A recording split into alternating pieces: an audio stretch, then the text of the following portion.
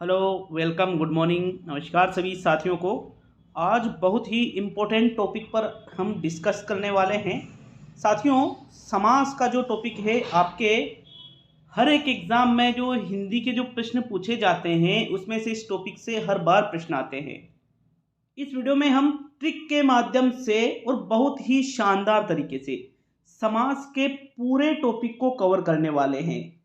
15 से 20 मिनट का ये वीडियो रहने वाला है, जिसमें आपका ये जो समास का जो टॉपिक है, किसी भी लेवल का एग्जाम हो चाहे आपके, सभी के लिए उपयोगी रहेगा। तो वीडियो को पूरा देख करके जाइएगा। जैसे ही समास का ये टॉपिक पूरा होगा साथियों, टॉपिक पूरा होने के बाद में 15 से 20 ऐसे शब्दों को हम देखने वाले हैं जिसमें आप देखते ही पहचान लोगे कि इस शब्द में कौन सा समास है। बाकायदा आप ये वीडियो पूरा देखिए। शुरू करेंगे आज के इस वीडियो को। साथियों, यहाँ पर एक शब्द जो अपना टॉपिक है किस नाम से है, समास नाम से। तो नॉर्मली समास का जो अर्थ है उसको समझेंगे, उसके बाद में हम इन चीज़ों को समझ के ट्रिक के माध्यम से मैं आपको इस वीडियो में बताने वाला हूँ। तो देखो, समास का मतलब होता है दो पदों का मेल। दो पदों का जो मेल है इसी को कहा जाता है समास। जैसे यहाँ हम एक उदाहरण देखें तो एक शब्द है रत्न और एक शब्द है जड़ित। तो रत्न जड़ित, इन दोनों शब्दों को मिला दिया, क्या शब्द बन गया, रत्न जड़ित। तो फिर ये क्या बन गया साथियों, समास बन गया। मतलब दो पदों का जो मेल हुआ वो बनेगा आपके समास। सबसे पहले हम यहाँ बात करेंगे समास के प्रकारों के बारे में। तो एग्जाम में जिस प्रकार से प्रश्न पूछा जाता है कि भाई समास के कितने प्रकार है, तो समास के प्रकारों को दो भागों में वर्गीकृत किया गया है। कितने भागों में वर्गीकृत किया गया है साथियों, दो भागों में। तो एक तो आपके आता है पदों की प्रधानता के आधार पर, और एक आता है नॉर्मली सामान्य रूप से समास के प्रकार। तो देखो, पहले हम पदों की प्रधानता के आधार पर देखेंगे समास के प्रकार। पदों की प्रधानता के आधार पर समास के कितने प्रकार होते हैं, चार। देखो, प्रश्न जिस प्रकार से पूछा जाता है, आंसर भी आपका वैसा ही होना चाहिए। एग्जाम में पूछा गया कि पदों की प्रधानता के आधार पर समास के कितने भेद है, तो आपका आंसर क्या रहेगा, चार। और अगर नॉर्मल पूछ ले कि समास के कितने प्रकार होते हैं, तो फिर आपका आंसर हो जाएगा 6। किस प्रकार से देखते हैं, तो देखो, पदों की प्रधानता के आधार पर जो चार प्रकार है वो कौन कौन से हैं।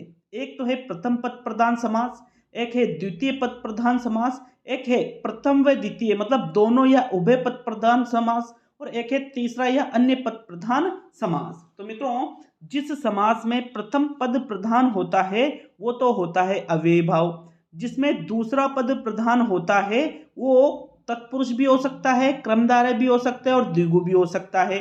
एक है दोनों या उभय पद प्रधान, जिसमें दोनों ही पद प्रधान होते हैं, वो आपके द्वंद्व समास होता है। और तीसरा एक और जो पद आता है, तीसरा या अन्य पद, ये आपके बहुब्रीहि समास में चला जाएगा। तो कुल कितने प्रकार हो गए, 6 प्रकार।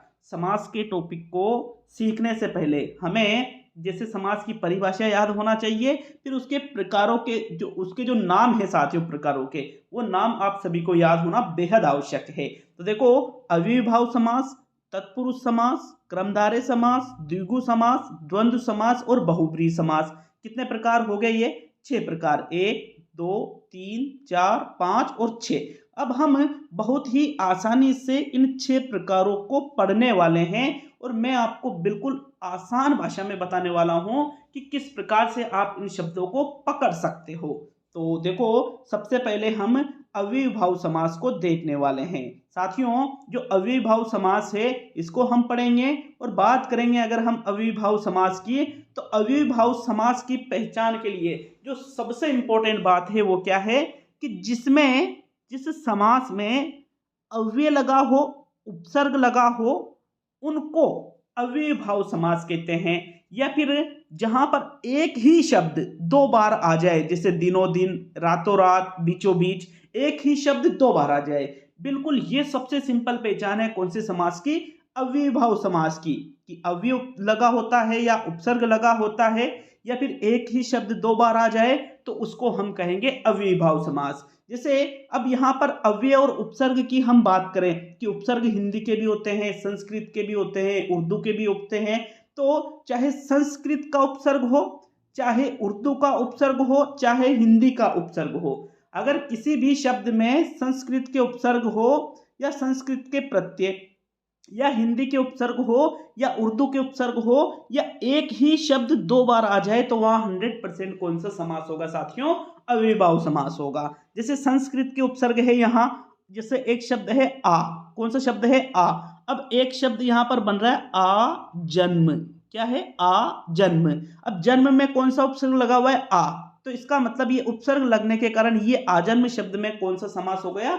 अव्ययीभाव समास हो गया। जैसे यहाँ पर एक शब्द है अति, अति उपसर्ग है। अब अत्यधिक, एक शब्द क्या है? अत्यधिक। तो अति प्लस अधिक, अब यहाँ पर अति उपसर्ग लगा हुआ है, मतलब इसमें भी कौन सा समास हो गया? अव्ययीभाव समास। जैसे और भी, जैसे उन, ऊन सट, सट शब्द में उन उपसर्ग लगा हुआ है, तो इसमें भी कौन सा समास? अव्ययीभाव समास। तो यहाँ मैंने बिल्कुल उपसर्ग लिख रखे हैं संस्कृत के, आ, अनु, अप, औ, अभि, अवि, अभि, अति, अधि, नि, इस प्रकार ये सारे जो उपसर्ग है यदि किसी शब्द के आगे आ जाए, जैसे अलम शब्द है, अलम क्या है? ये प्रत्यय है संस्कृत का, तो अलम प्लस कार शब्द क्या बनता है? अलंकार। अलंकार शब्द में अलम शब्द जुड़ा है, इस वजह से इसमें भी कौन सा समास हो गया? अव्ययीभाव। क्लियर है सभी के यहाँ तक? जैसे उर्दू के उपसर्ग हो सकते हैं, जैसे ला शब्द है, ला क्या है? उर्दू का एक उपसर्ग है। तो शब्द एक आता है लाजवाब, क्या आता है? लाजवाब। अब लाजवाब शब्द में ला उपसर्ग जुड़ा हुआ है, किसका? उर्दू का। इसका मतलब लाजवाब शब्द में कौन सा समास है? अव्ययीभाव समास है। एक ही शब्द अगर दो बार आ जाए, जैसे धीरे धीरे, दो बार आ रहा है ना एक ही शब्द, तो इसमें भी कौन सा रहेगा? अव्ययीभाव। दिनों दिन, रातों रात, हाथों हाथ, बीचों बीच, मतलब अगर एक शब्द दो बार आ रहा है तो वहां भी 100% आपके अव्ययीभाव समास ही होगा। तो कहने का मतलब ये है, यहाँ पर आपको क्या क्या याद रखना है? अव्ययीभाव समास की यदि आपको पहचान याद करनी है तो दो तीन चीजें याद रखनी है बस। कौन कौन सी? या तो संस्कृत का उपसर्ग हो, या हिंदी का उपसर्ग हो, या उर्दू का उपसर्ग हो, या एक ही शब्द दो बार आ जाए तो वहां पर 100% कौन सा समास होगा?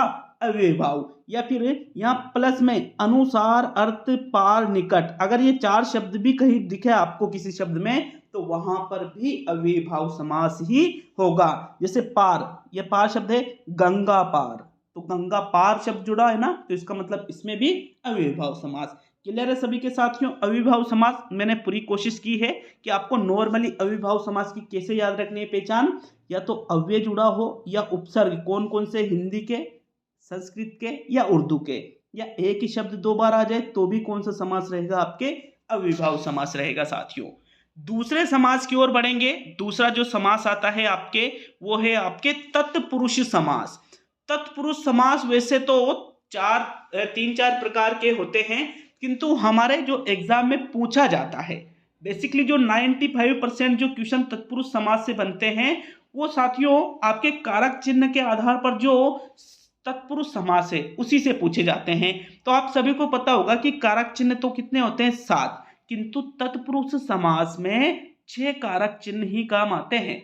जो कर्ता कारक चिन्ह है, कर्ता ने, ये जो ने कारक चिन्ह है ये तत्पुरुष समास में नहीं चलता है, विशेष तौर से याद रखना है। तो तत्पुरुष समास की पहचान के लिए हमें क्या याद होना चाहिए? कारक चिन्ह याद होना चाहिए। और कारक चिन्ह याद होना बहुत ही सिंपल है, मतलब कोई ज्यादा कठिनाई वाली बात नहीं है कि आपको कारक चिन्ह कैसे याद करें। तो मित्रों मैं कारक चिन्ह आपको एक बार बता देता हूं। यहां देखिए हमने लिखे हैं, जैसे कर्म तत्पुरुष का कारक चिन्ह है को, करण तत्पुरुष का कारक चिन्ह है से या के द्वारा, संप्रदान तत्पुरुष का कारक चिन्ह है के लिए, अपदान तत्पुरुष का कारक चिन्ह है से अलग होना, संबंध तत्पुरुष का कारक चिन्ह है काके की, और अधिकरण तत्पुरुष का कारक चिन्ह है में पर। तो कैसे याद करना है मैं आपको बहुत ही आसान तरीके से बताऊंगा। जैसे कर्ता ने तो हटा दो, कर्म को करण से, संप्रदान के लिए, अपादान से अलग होना, संबंध काके की, और अधिकरण में पे पर। तो इस प्रकार ये कारक चिन्ह बीच में आएंगे। कैसे बीच में आएंगे? जो जिस एग्जाम में ये पूछा जाता है कि इसमें तत्पुरुष समास का कौन सा भेद है।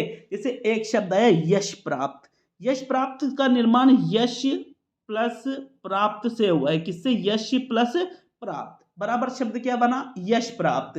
तो इसका जब हम समास विग्रह करेंगे तो इसका समास होगा, समास विग्रह होगा यश को प्राप्त। ये बीच में कौन सा शब्द आ जाएगा? को। कारक चिन्ह क्या है? कर। तो मतलब यश प्राप्त समास में यश प्राप्त जो शब्द है इसमें कौन सा समास है? कर्म तत्पुरुष समास है। इसका समास वगैरह क्या होगा? यश को प्राप्त। उसी प्रकार दिल को तोड़ने वाला दिल तोड़, चिड़ी को, चिड़ी मतलब चिड़िया को मारने वाला चिड़ी मार, जेब को काटने वाला जेब कट। तो इस प्रकार से साथियों आपको याद रखना है, मतलब को कारक चिन्ह अगर आता है शब्दों के बीच में तो वो कर्म तत्पुरुष। उसी प्रकार आगे बढ़ेंगे करण तत्पुरुष। इसका कारक चिन्ह है से अथवा के द्वारा। ये तारों से भरी, मन से माना, रेखा के द्वारा अंकित, हस्त द्वारा लिखित या हस्त द्वारा हस्त के द्वारा लिखित। तो से लगा दो या के द्वारा लगा दो, ये आपके करण तत्पुरुष में चला जाता है। फिर इसी प्रकार संप्रदान तत्पुरुष में बीच में क्या लगाए? के लिए। जैसे गो के लिए शाला, मतलब गायों के लिए शाला, विद्या के लिए आले, माल के लिए गोदाम, राह के लिए खर्च, देश के लिए भक्ति। तो इन शब्दों में इस प्रकार जहां के लिए शब्द बीच में आ रहा है वहां होगा आपके संप्रदान तत्पुरुष। फिर आगे हम बढ़े तो फिर आएगा अपादान तत्पुरुष। अब देखो यहां पर भी से शब्द आ रहा है, यहां पर भी से शब्द आ रहा है, किंतु यहां जो हमने से शब्द देखा था और यहां जो हम से शब्द देखेंगे इनमें अंतर क्या है? ये अपादान से अलग होना, जहां अलग होने का भाव हो वहां होता है अपादान तत्पुरुष। कैसे? जैसे सेवा से निवृत्त, सेवा निवृत्त, निवृत्त का मतलब अलग हो गया, सेवा से वो अलग हो गया। देश से निकाला मतलब देश से अलग हो गया। पाप से मुक्त, ऋण से मुक्त, मतलब जहां कोई चीज अगर से शब्द बीच में आ रहा है और कोई चीज अलग हो रही है तो फिर वो करण तत्पुरुष में न रहकर किसमें चली जाएगी? अपादान तत्पुरुष में। इसके बाद हम देखेंगे संबंध तत्पुरुष को। तो संबंध तत्पुरुष में 3 शब्द आते हैं, का, के, की। जैसे जल धारा, तो जल की धारा आएगा, आएगा कि नहीं आएगा? मतलब हमको देखना पड़ेगा कि कौन सा सूट कर रहा है शब्द। चाय की पत्ती, रक्त का दान, राजा की माता। इस प्रकार से इनका समास विग्रह हो जाएगा साथियों। फिर अधिकरण तत्पुरुष का कारक चिन्ह है में और पर।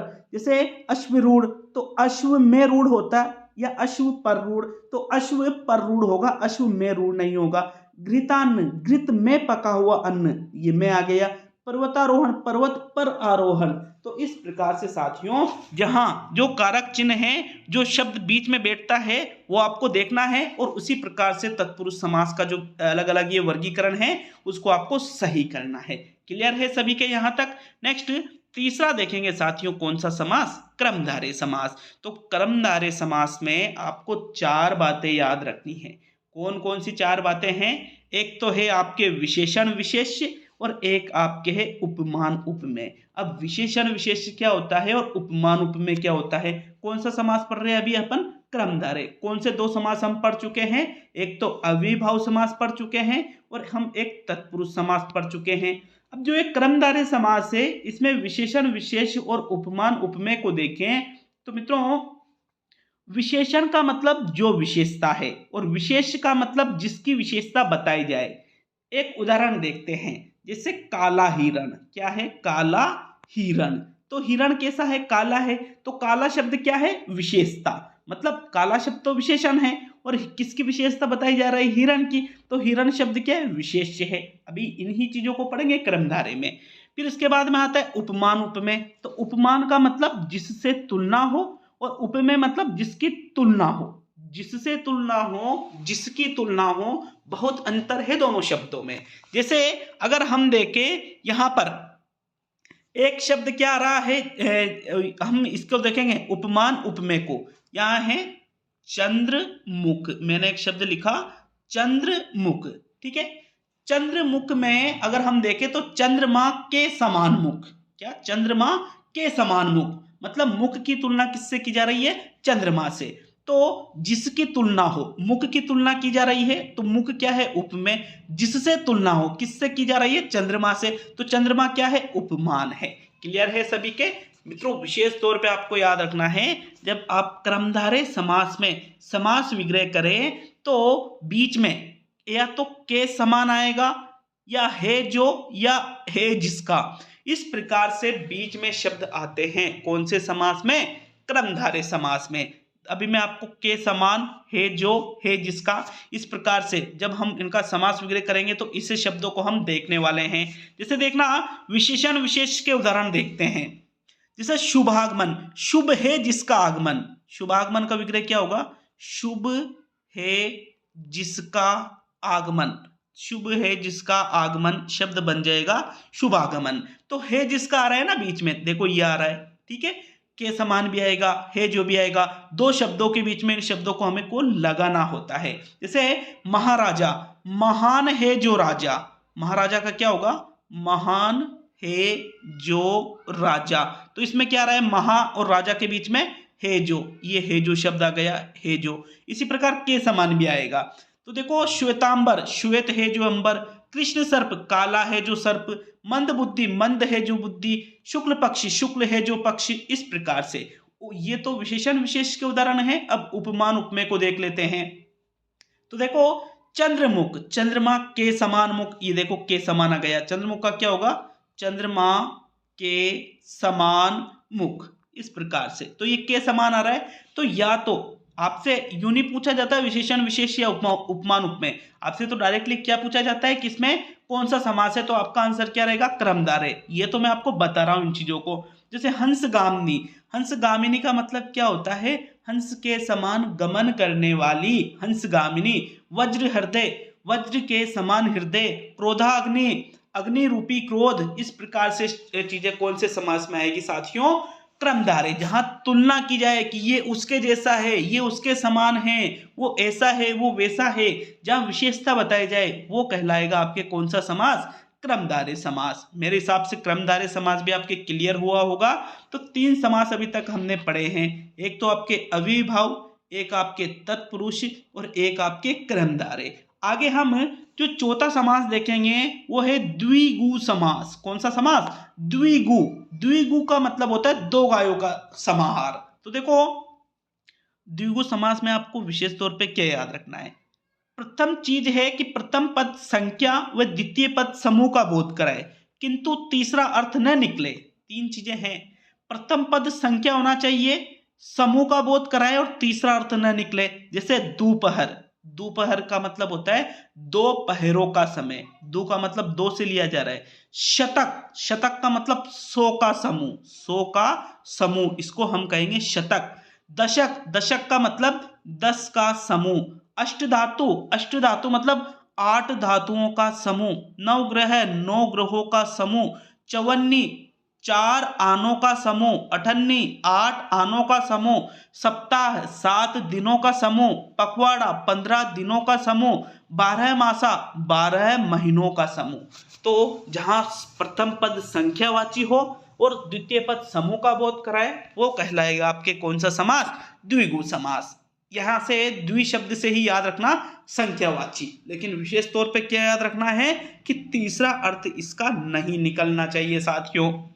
आगे हम देखेंगे 5वां द्वंद्व समास। द्वंद्व समास में बहुत आप आसानी से पहचान सकते हो।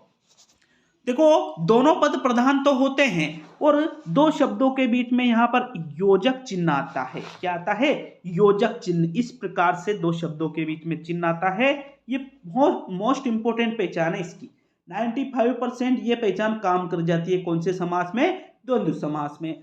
और आप जब विग्रह करोगे तो और, आदि या फिर या, और आदि या, ये 3 शब्द आएंगे बीच में कौन से समास में, द्वंद्व समास में। जैसे हम और का उदाहरण देखें तो पढ़ा लिखा, ठीक है, यहाँ एक शब्द क्या आ रहा है, पढ़ा लिखा, तो पढ़ा और लिखा। माँ बाप, माँ और बाप। घी दूध, घी और दूध, और शब्द आ रहा है ना बीच में, और देखो योजक चिन्ह लगा हुआ है सभी में। फिर आदि शब्द कहाँ आता है, खेत खलिहान, खेत खलिहान आदि। चाल चलन, चाल चलन आदि। कामकाज, कामकाज आदि। फिर यह शब्द आ रहा है और यह शब्द में विलोम शब्द आते हैं, और यह शब्द जहां बीच में आएगा द्वंद्व में वहां साथियों योजक चिन्ह नहीं लगा होता है अधिकतर। जैसे धर्माधर्म, इसमें विलोम शब्द। अब आप कहोगे कि सर धर्माधर्म में तो शब्दों की पुनरावृत्ति हो रही, ये तो अविभाव में जाना चाहिए। तो पुनरावृत्ति नहीं हो रही है भैया, विलोम शब्द है। धर्माधर्म शब्द का निर्माण धर्म प्लस अधर्म से हुआ है। धर्म का उल्टा क्या है, अधर्म। सुरासुर, सुर प्लस असुर। शुद्धाशुद्ध, शुद्ध प्लस अशुद्ध। यहाँ थोड़ी टाइपिंग मिस्टेक है, शुद्ध शुद्ध लिख दिया, शुद्धाशुद्ध होना चाहिए। इस प्रकार से शुद्धा शुद्ध, इस प्रकार से, ठीक है। आगे मात्रा यहाँ नहीं हो रखी है, टाइपिंग मिस्टेक के कारण हुई है। तो ये विलोम शब्द है। धर्म या अधर्म, सुर या असुर, शुद्ध या अशुद्ध, जीवन या मरण, देश या विदेश, लाभ या हानि, हो रहे ना विलोम शब्द, हो रहे कि नहीं हो रहे। तो ये आपके कौन सा समास होता है साथियों, विलोम शब्द वाला आपके होता है ये द्वंद्व समास। अब अंतिम समास देखेंगे, बहुब्रीहि समास। बहुत ही आसान पहचान है। बहुब्रीहि समास में तीसरा पद प्रधान होता है, अर्थात इसमें तीसरा अर्थ निकलता है। कौन सा अर्थ निकलता है, तीसरा। तो जैसे देखो दशानन, दशानन का मतलब क्या है, 10 है आनंद जिसके, 10 है आनंद जिसके, आनंद का मतलब सिर से लिया जाता है। तो किसके हैं 10 आनंद, 10 सिर किसके हैं, रावण के। तो दशानन शब्द से क्या निकल रहा है, रावण शब्द निकल रहा है। तो ये किस में चला जाएगा, बहुब्रीहि में। तो एक दंत, एक ही है दांत जिसके, किसके, श्री गणेश जी के। त्रिनेत्र, 3 है नेत्र जिसके, किनके, शिव भगवान के। आशुतोष, जो शीघ्र प्रसन्न हो जाता है, कौन, शिव शंकर। तो मतलब जहां तीसरा अर्थ निकलता है साथियों, वहां सदैव कौन सा समास होगा, बहुब्रीहि समास होगा। और मोस्ट इंपोर्टेंट चीजें मैंने यहां लिखी है कि इनमें हमेशा बहुब्रीहि समास होता है। किनमें, देवी देवताओं राक्षसों का जो नाम है, इनमें किसी गांव का नाम, किसी शहर का नाम, राज्य का नाम, देश का नाम या महाद्वीप का नाम, इनमें भी हमेशा बहुब्रीहि समास होता है। और आगे हम देखें तो नदी, तालाब, पहाड़, खाड़ी, सागर या महासागर का नाम हो, कवि या उनकी रचनाओं का नाम हो, धार्मिक पौराणिक ग्रंथों का नाम हो, पुरस्कारों का नाम हो, किले महल दुर्गों का नाम हो, या कोई पर्यायवाची शब्द हो, दिन महीने और त्योहारों का नाम हो, इन सभी में बहुब्रीहि समास ही होगा हमेशा। और जो चीज दुनिया में एक ही हो उसमें भी हमेशा बहुब्रीहि समास ही होता है साथियों। तो ये है कौन सा समास, बहुब्रीहि समास। एक विशेष तथ्य और आपको मैं बताना चाहूंगा जो आपको हर जगह नहीं मिल सकती है, समास का विशेष ज्ञान दूंगा। संख्या पर आधारित समास भी एग्जाम में आपसे पूछे जाते हैं। जैसे हम देखें तो अब यहां देखना, संख्या पर आधारित समास भी 3 जगह चलते हैं। कितनी जगह चलते हैं, 3 जगह। एक तो आपके अव्ययभाव में भी संख्या पर आधारित जाते हैं, द्विगु में भी जाते हैं और द्वंद्व में भी जाते हैं। तो देखो अव्ययभाव में उन उपसर्ग वाला जो संख्या का अंक है, अगर किसी संख्या में उन उपसर्ग लगा है तो वो हमेशा अव्ययभाव में जाएगा। जैसे 19, 29, 39, 49, 59, 79, उन शब्द आगे आ रहा है। तो उन उपसर्ग वाली जो संख्यावाची शब्द है उनमें कौन सा समास होगा, अव्ययभाव। द्विगु समास की क्या पहचान है, संख्या में 1 से 10 तक की जो गिनती है उसमें द्विगु है। फिर 20, 30, 40, 50, 60, 70, 80, 90, 100, इन सभी संख्या में कौन सा समास है, द्विगु। मतलब यूं मान लो 10 का जो पायड़ा है, पूरे 10 के पायड़े में द्विगु है, और 1 से 9 तक की संख्या में भी द्विगु समास है साथियों। फिर द्वंद्व में देखें तो द्वंद्व समास में कौन से संख्या वाले शब्द आते हैं, 11, 21, 31, 41, 51, 61, 71, 81, 91 और 99। फिर एक 18, 28, 38, 48, 58, 68 और 78 और 89। तो ये जो संख्या है ये किस में चली जाती है, द्वंद्व समास में चली जाती है। ये जानकारी आपको हर जगह नहीं मिल सकती है, बहुत इंपॉर्टेंट चीजें हैं साथियों हर एक एग्जाम्स के लिए।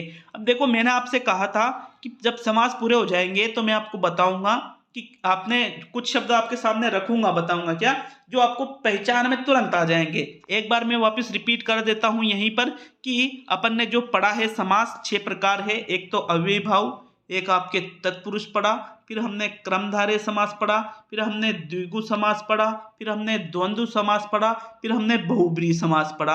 अव्ययभाव में क्या पढ़ा था कि जिसमें अव्यय या उपसर्ग लगे हो, हिंदी के उपसर्ग हो, संस्कृत के उपसर्ग हो, उर्दू के उपसर्ग हो, या शब्दों की 2 बार पुनरावृत्ति, एक जैसे शब्द 2 बार आ रहे हो, तो वो किसमें, अव्ययभाव में।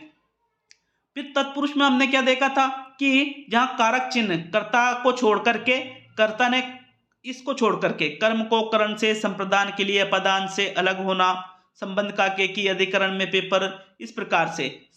फिर आपके इसके बाद में हमने क्रमधारय पढ़ा, तुलना की जाती है कि वो इसके जैसा है, वो उसके जैसा है, वो ऐसा है, वो वैसा है।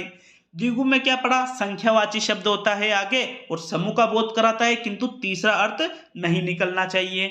द्वंद्व में हमने क्या पढ़ा, योजक चिन्ह आएगा और या आदि इस प्रकार से शब्द बीच में आएंगे। बहुब्रीहि में हमने क्या पढ़ा कि तीसरा अर्थ निकलेगा, पर्यायवाची शब्द है या फिर अनेक मैंने पहचान बताई थी। तो ये आपके कौन चीजें जो है हमने जो समास के 6 प्रकार है ये हमने पूरे कर लिए हैं। तो देखिएगा साथियों, अब आपको प्रश्नोत्तरी में मैं यहाँ पर कुछ शब्द देने वाला हूँ। यही नहीं, ये इतने सारे जो शब्द है आपको यहाँ पर कमेंट बॉक्स में कमेंट करके बताना है कि ये जो शब्द मैं दे रहा हूँ इनमें से हर एक जो स्टूडेंट है उनको कम से कम 3-3 शब्दों में बताना है कि भाई इनमें कौन सा समास है। शब्दों को अच्छी तरह से देख लीजिएगा। प्रतिहार, 59, नालायक, बेरहम, हाथों हाथ, सुख प्राप्त, शरणागत, रत्न जड़ित, मनगढ़ंत, हवन सामग्री, बलि पशु, शोभाहीन, कामचोर, प्रेम सागर, नगर सेठ, रंग भेद, नराधम, कलमुहा, सूर्यमुखी, लोह पुरुष, महाकाव्य, एक दंत और इंद्रजीत। ये ऐसे शब्द हैं जो आपके एग्जाम में पूछे जाते हैं। अगर आप इन शब्दों में से अगर ये जो जितने भी शब्द हैं इनमें से अगर 70% इन शब्दों को आप देखकर बता सकते हैं कि भाई इनमें कौन सा समास है, तो ये जो वीडियो बनाना है मेरा सार्थक हो जाएगा। अच्छा लगे वीडियो को लाइक और वीडियो को शेयर जरूर करिएगा साथियों। इसी प्रकार से अच्छे से तैयारी करने के लिए हमसे जुड़कर रहिए। इसी प्रकार से आपके आगे और भी वीडियो आपको प्राप्त होते रहेंगे। तो मिलते हैं साथियों जल्द ही अगले वीडियो में।